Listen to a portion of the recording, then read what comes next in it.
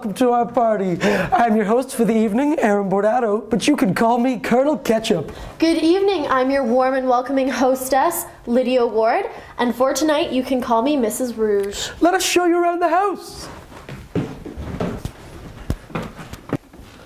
So, did you prepare the viral video like we talked about? Of course I did. Did you talk to the anchors about the news? Yes, it's all taken care of, my dear. I'm gonna go head to Ernest to check on the food. Perfect. I'll go find the Did You Know video.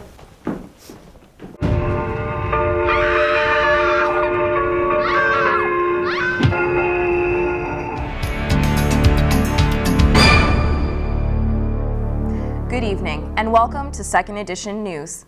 Edmonton will receive the necessary funding needed from the province, which means Edmonton's LRT growth is moving forward.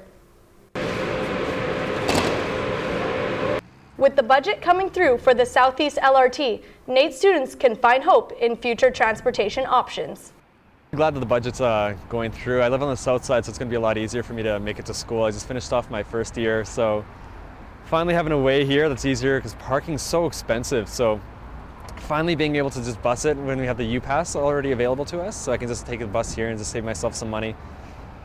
Since the project will not be missing out on a construction season, students will soon have better access for cheaper transportation to NAIT. One of NAIT's students was recognized for her dedication to broadcasting arts last week. This Friday, the Shaw Conference Centre was home to the Women of Vision Luncheon, an afternoon to recognize the city's most inspiring women. Lindsay Rankin, a NAIT television student, was awarded Global's Young Woman in Media bursary. Clearly dedicated to the broadcast industry and, of course, to her community. I think for me, it is the combination of finding balance between academics, arts, athletics, and more importantly, being in your community and active in your community. Rankin aspires to be a certified meteorologist and will use her bursary money towards education.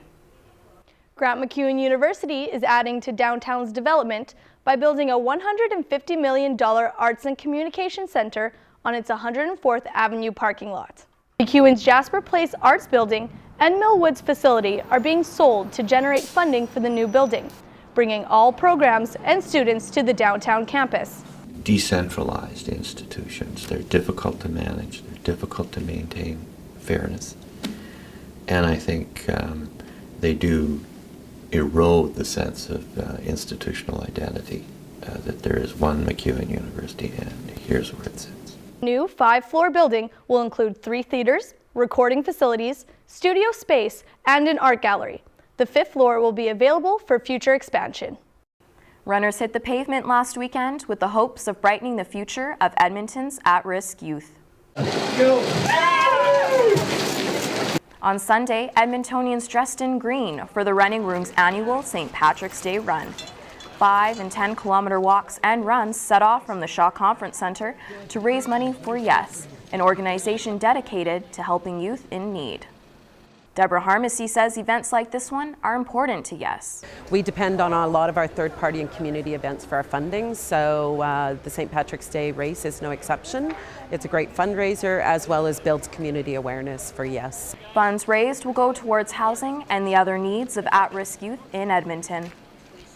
U of A students and community members are building their way up to World Water Day on March 22nd. The unveiling of the 560 plastic water bottle structure hanging from the U of A campus represents approximately 10% of bottled water consumed on campus each month. Organizer Leah Loney states they're doing more to get public awareness. We are asking Don Iveson and the city councillors to declare it Edmonton Water Day, but we've also launched a series of events, so we're actually holding Edmonton Water Week. Additionally, the organizers hope the City of Edmonton will sign on the Blue Community Pledge, which includes recognizing water as a human right, promoting publicly financed water services, and banning sales of bottled water in public facilities. Chefs were put to the test last weekend to raise money for the arts.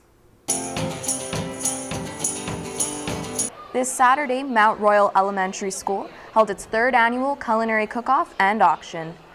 Local chefs competed to win over the crowd with their pasta creations, ranging from Zink's cheesecake pasta pops to Mercer's pierogies. We did pierogies instead of the macaroni, and then we've got a little spaghetti squash instead of normal pasta, so just kind of had some fun with it. Event goers could also bid at the live auction or take in local band, Brother Octopus. Moms took home the People's Choice Award, while Zinc won Kids' Favorite. All proceeds are going towards the school's Arts Core program. Well, it's that time of year again, hockey playoffs. Britt, I understand that the NAIT Ooks are up against their rivals, the St. Trojans, this weekend. That's right, ladies. The Ooks have a shot to repeat their ACAC title.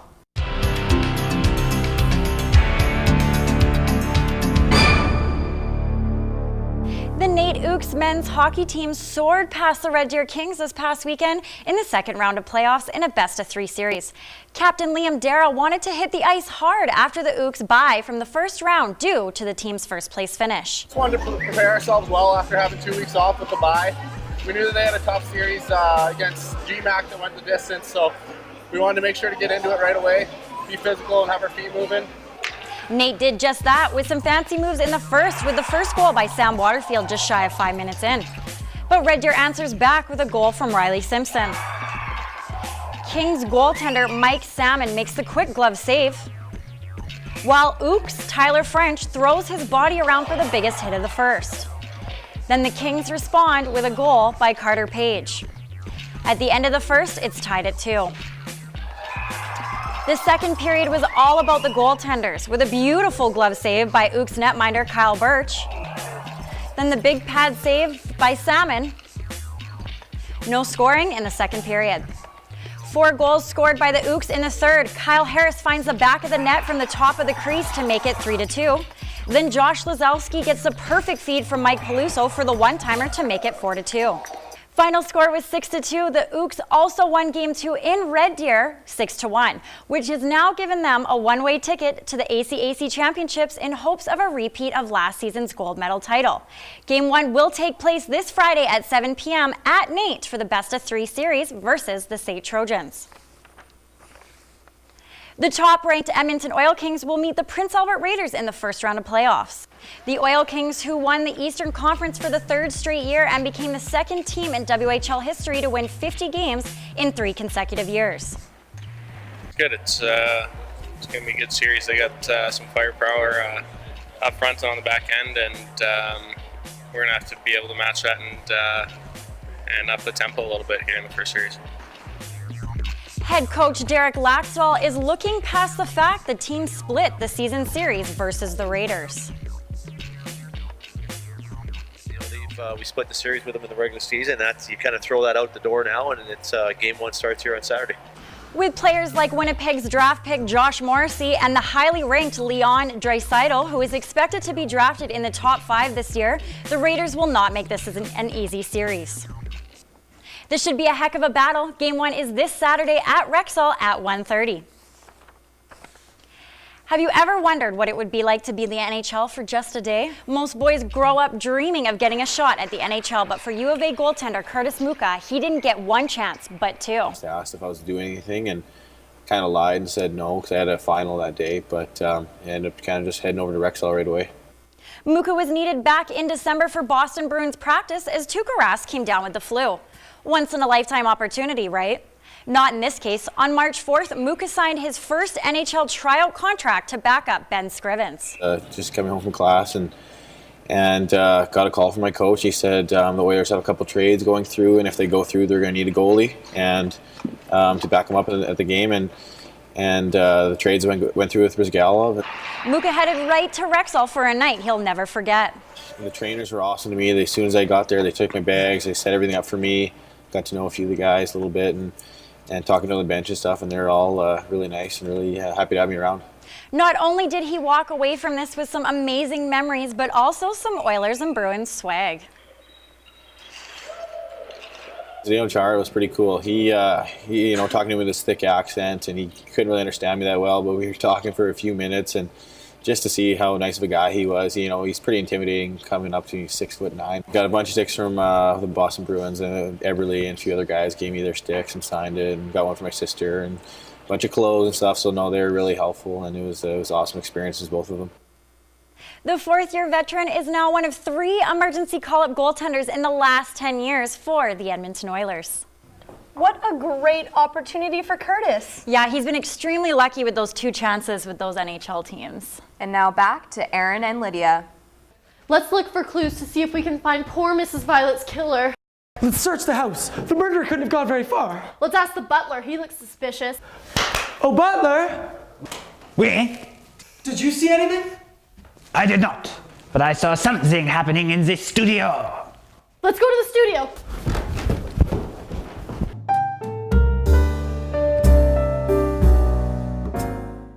Did you know that the board game Clue is also a TV series, a book series, a movie, and even a musical? Did you know that the first ever mystery novel was written by Edgar Allan Poe and it was called Murders in Rue Morgue and it was published in 1841? Did you know that Clue was originally called Cluedo and was released in 1949? Did you know that there are over 28 different variations of the game Clue, including Harry Potter edition, Seinfeld edition, and even a classical edition? Did you know that there are many worldwide differences with the characters' names, such as Mr. Green to Reverend Green? Did you know that the Clue character, Miss Scarlet, was originally blonde, but was later changed to a brunette? This has been Second Edition's Did You Know? Thank you. Well, those were all amazing facts, but it doesn't help us solve anything. Wait, what are you guys doing here? We told you to stay in the room. Well, we heard Mrs. Violet was dead. Sacre bleu. We are going to find out who did it before either one of you. Oh, I'm sure. Honey, why don't you check the kitchen? Yes, dear. Informative. Interactive. Interesting. NR92.com. The website for the students, by the students.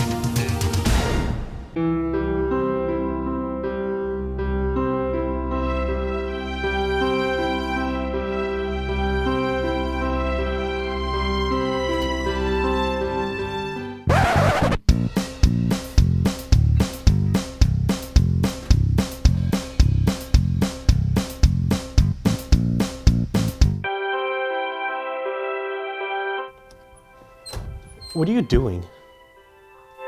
Look at this.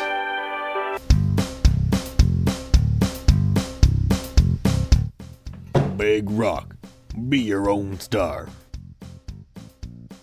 Now let's go down to the ice for the puck drop. NR92.com has all your NAIT hockey games. Shoots! Score! Listen in and hear the action. And there we go! Y'all ready for this? I wonder what Art is up to. Hey, Artie! Artie! What you up to, mate? Huh? What's Mac want? Yeah, Mac, I'm just perched here in this tree doing bird stuff. Wanna go grab some grasshoppers there, mate? I hear they're delicious. Are you talking about the big rock grasshopper or that gross bug? Of course I'm talking about the big rock grasshopper. Why would I want to eat some bugs? I don't know, mate. That's why I asked you, you wanker. Oh, call me a wanker, will ya? I'm out of here. Big Rock, Grasshopper Wheat Ale. The early bird gets the best pint.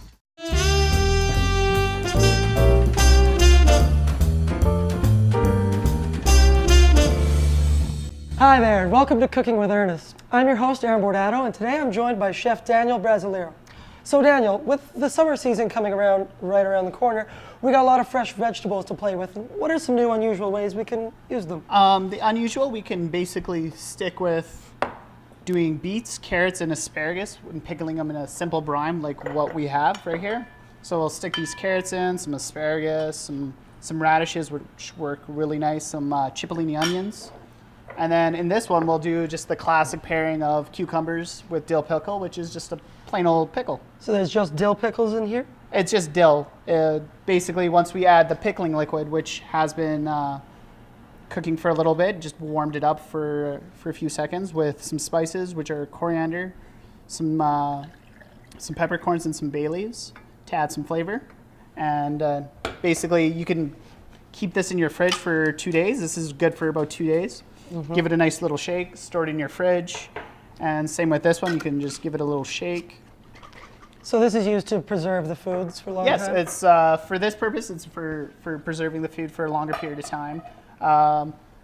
For us, for this situation in time, we're just basically doing it for like a quick charcuterie board. If you ever want to do it on the fly, you can have some cucumbers and pickle them, make pickles, and serve it next to some calabrese or some mustards and So some tell me a other little bit about the cheeses. mustard and the cheese and the bread here. The cheese is homemade. We made it in-house at the other side of the school with one of our teachers. And same with the bread. The bread's made by the students. And the mustard we just made this morning. So it's a form of pickling of sorts. So what kind of dishes can you serve this with exactly? Pickles are good with anything, really. You can serve it with your burgers, your hot dogs. I like to use it in salads personally. It adds a nice crunch and acid to the salad. If you truly wanted to, you can just top your steak, your grilled steak with it. And yeah. Yeah, it looks very delicious. I can't wait to try this out in the summer months. Thank you very much. This has been Cooking with Ernest. Thank you for watching.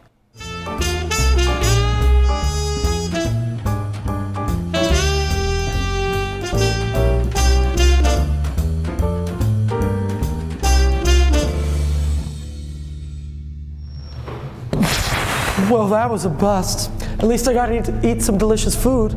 Can we please focus on the task at hand? Yes. I saw Mrs. Plum, and she said that she saw Inspector Gold in the laboratory with the computer. Well, I guess it's worth a look. Let's help Colonel Ketchup and Mrs. Rouge. For this week's viral video, we're going to take a look at love and all the clues that might help them. Jay and Mary have been together for 6 years. And Jay decides to ask Mary to marry him. But he decides to have a little fun with this proposal. So he creates a scavenger hunt. While Mary and her girlfriends are going around the city, Jay leaves clues to help her find him.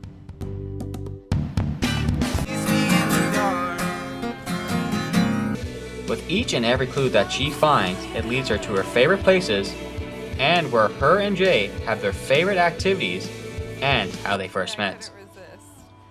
And when Jay and Mary see each other where they first met, Jay gets down on one knee, and yes, ladies and gentlemen, she does say yes.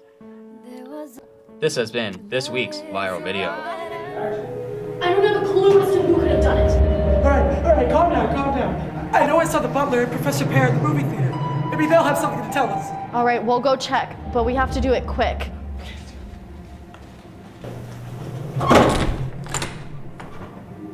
There they are. For this week's movie review, we're looking at the one good board game movie ever made. And it's not Battleship. Clue is a slapstick comedy thriller that's better than a board game movie has any right to be. Directed by Jonathan Lynn and co-written and produced by John Landis, Clue stars a hilarious ensemble cast including Tim Curry, Christopher Lloyd, and Madeline Kahn. Flames on the side of my face. Clue tells the story of a group of strangers mysteriously assembled at an isolated mansion for a dinner party. And when the bodies start piling up, the group is forced to work together in hopes of finding the killer and not ending up dead themselves. Clue works as a movie where other movies based on toys and games don't, because it allows the audience to laugh with the movie instead of at it. The film does itself the favor of not taking itself too seriously, along with a blend of fast-paced craziness and campy dialogue. Professor of psychiatry, specializing in helping paranoid and homicidal lunatics suffering from delusions of grandeur. Yes, but now I work for the United Nations. So your work has not changed. While the film isn't exactly Oscar material, Clue will keep you entertained from beginning to first, second, and third endings. I'm gonna go home and sleep with my wife. I give Clue 4 magnifying glasses out of 5. And I give it 3.5 lead pipes out of 6. Anyway, if you're looking for something lighthearted and nonsensical, Clue might be right up your alley. Well, it wasn't in the studio with the news, and it wasn't in the lab with the viral video, and it definitely wasn't in the movie theater with the with the movie review. It is precisely 19 minutes and 37 seconds since the party began. What? Well, you have approximately 1 minute to die. What? What? I killed Mrs. Violet in the kitchen with the knife, and now I'm killing you. This has been Second Edition. Thanks for joining our party.